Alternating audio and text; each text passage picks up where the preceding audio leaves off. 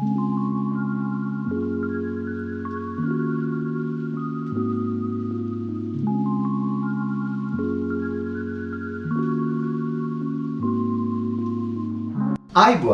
අදත් ඔයගොල්ලෝ සාදරයෙන් පිළිගන්නවා මගේ travel with chef YouTube channel එකට.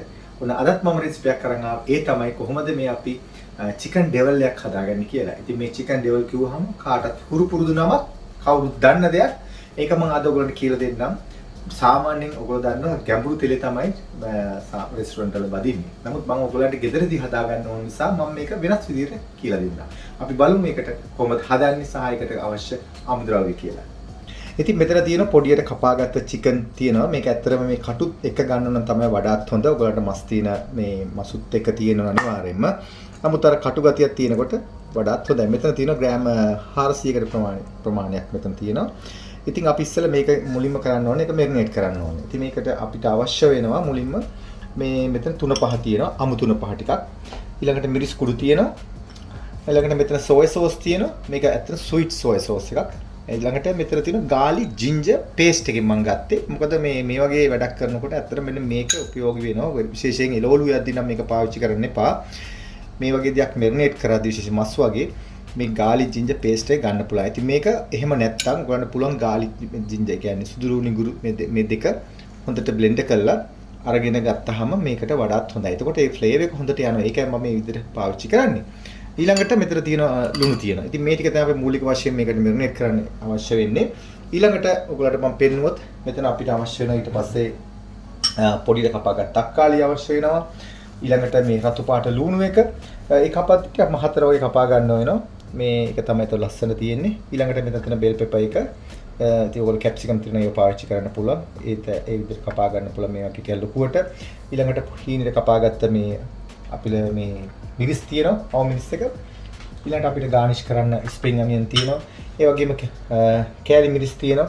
ඊළඟට ටොමැටෝ සෝස් තියෙනවා. සහ ඔයිල්. ඉතින් අපි බහදමු එන කොහොමද මේක හදාගන්නේ. ඉතින් අපි ලුණු සල්පයක් මේකට මුලින්ම එකතු කරනවා. එකතු කරලා curry powder අමු මේ කියන්නේ මේ රෝ එක එකෙන් පොඩ්ඩයි ගොඩාක් වැඩි කරගන්න එපා. නැත්තම් මේ හරියන්නේ නැහැ වැඩේට. මොකද නැත්තම් ගොඩක් 3-5 රහ එන්න ගන්න. ඉතින් ඒකයි ඒක. ඒක නොදා ඉන්න පුළුවන් ගලන්ට. ඊළඟට මිරිස් කුඩු ටිකක් මේ විදිහට යාන්ත්‍ර ඒක ඔක බල් ඔයගොල්ලන්ට අවශ්‍ය විතර බල්ලා ගන්න ප්‍රමාණය මම ඉතින් ප්‍රමාණවත් කියන්නේ.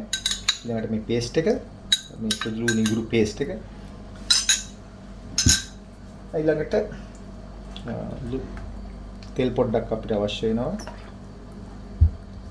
ඒත් එක්කම අපිට පුළුවන් පොඩ්ඩක් මේක අවසානයේත් එකතු කරන්න පුළුවන්. නැත්නම් දැනුත් පොඩ්ඩක් මෙන්න මේ sweet soy sauce පොඩ්ඩක් මේ විදිහට එකතු කරන්න පුළුවන්.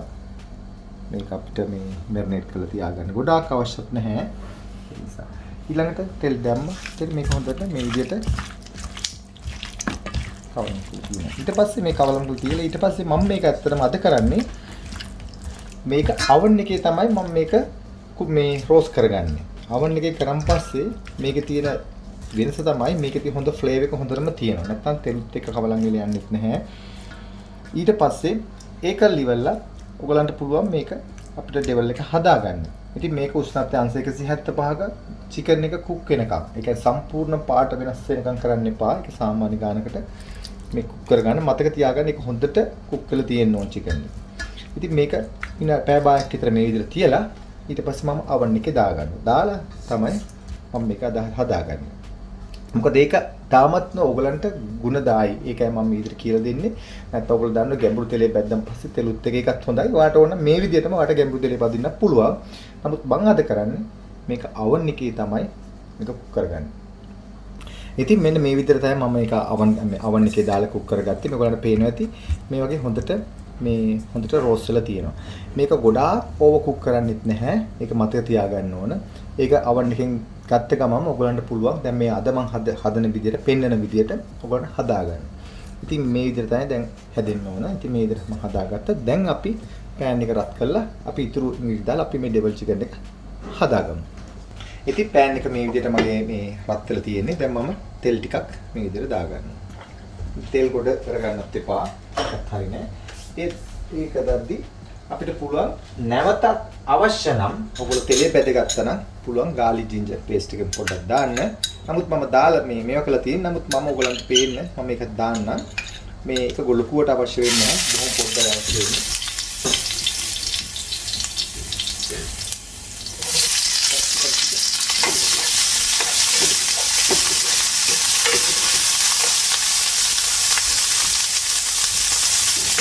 ඒක මේ විදිහට පොඩ්ඩක් මේ සෝට වෙන්න දෙන්න ඕන. අපිට කැම්බෙන්න ගැටේ නැත්නම් ගොඩක් අමුවට හරියන්නේ නැති නිසා. මේක අමුලු ටික.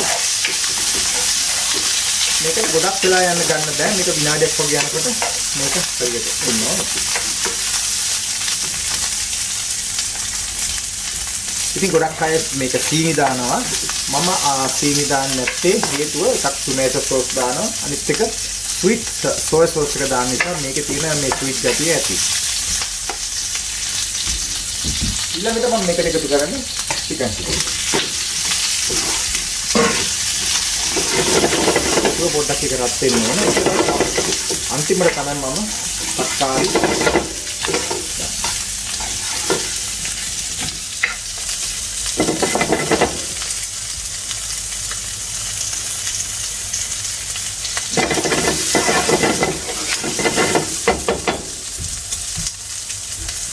ඊළඟට මම එකතු කරනවා දැන් මේක විදිහට දෙන්නත් තක්කාලි ටික මේ තක්කාලි ලුණු ඇත්තටම ඕනෝඩා කුක් කරගන්න එපා. ඒකෝ ටිකක් දෙරි වෙලා යනවා. එතකොට ඒකේ ප්‍රියමනාපයක් නැහැ. ලස්සනට පෙනුම මදිනවා.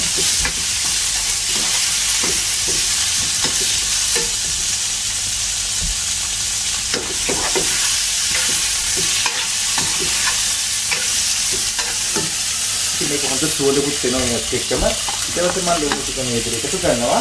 ඒක එකතු කරන් පස්සේ මම දැන් එකතු කරනවා මේකට මේ තක්කාලි සෝස් එක එන ටොමැටෝ සෝස් එක විදිහට. ඒත් එක්කම ස්වීට් සෝයා සෝස් පොඩ්ඩක් අර එකතු කරනදී අපිට ඒක පාට වෙනස් වෙන්නේ. ඊළඟට කෑලි මිරිස් මම ලුණු දාන්නේ ලුණු අවශ්‍ය වෙන දාගන්න. හේතුව ලුණු දාන්න ගියොත් ඔය ලුණු ගතිය වැඩි වෙන්න පුළුවන්.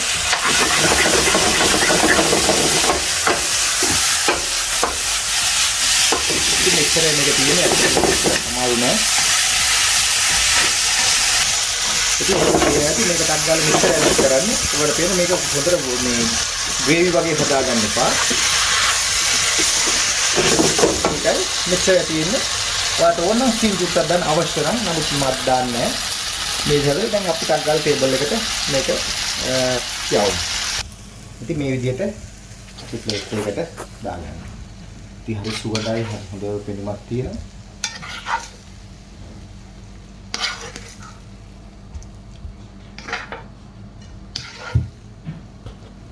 ඉතින් මේ විදිහට මම දාගත්තා. දැන් මම මේ වගේ ලුණු ටිකක් උඩින් දාන ස්ප්‍රින්ග් අනියන් අපේ මේ විදිහට දාලා අපිට මේක මේකට ෆිනිෂ් කරගන්න පුළුවන්. ඔන්න ඔක තමයි මම අද හරියේ. ඔයගොල්ලෝ ලේසි, හරිම ලේසි. ගොඩක් කරන්නේ වේගී හරි ඉක්මනින්ම අපි හැදුවා. මේ එච්චර අමාරු නැහැ. වැඩි තියෙන දැන් මේක ටිකක් ගොඩාක් ඔක හෙල්ති පැත්තට මේ බරයි. හේතුව මොකද මම මේක ගැඹුරු තෙලේ බැද්දේ නැති නිසා. ඉතින් ඔන්න අද ඔයගොල්ලෝ බලාගත්ත කොහොමද මේක හදාගන්නේ කියලා ටේබල් චිකන් එක. ඉතින් හරිම ලේසි ඔයගොල්ලොත් හදන්න. ඉතින් ඔයගොල්ලන්ට පුළුවන් මේක දැන් ගෙදරදීම හදාගන්න. හරිම ලේසි. ඉතින් මම ලේසියෙන් තමයි ඔයාලට කියලා දුන්නේ. ඉතින් වඩාත් පහසු නිසා ඉතින් ගෙදර අයට මේ විදිහට චිකන් ගෑල්ලා හදලා දෙන්න. ඉතින් මම හිතනවා අද වැඩසටහනින් යම් සිදයක් ඔයාද ඉගෙන ගන්න ඇති කියලා.